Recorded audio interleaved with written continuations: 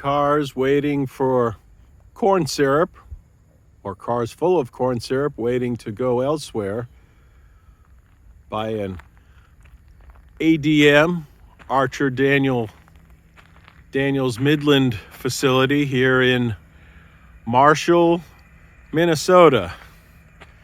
This week's section of the country that I'm here for work. BNSF line, supposedly fairly busy. Again, I don't really know. See a little bit down there at the plant. A couple of engines and some cars, and it's the main line.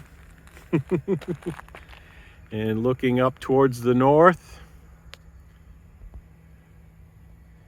So we'll see what comes my way. You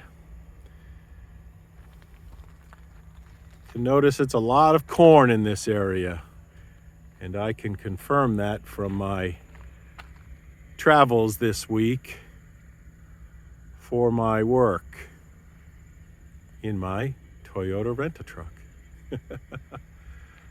But anyway, we're going to wait and see. We got some action on the tracks. Hopefully we can get it before the rain shows up.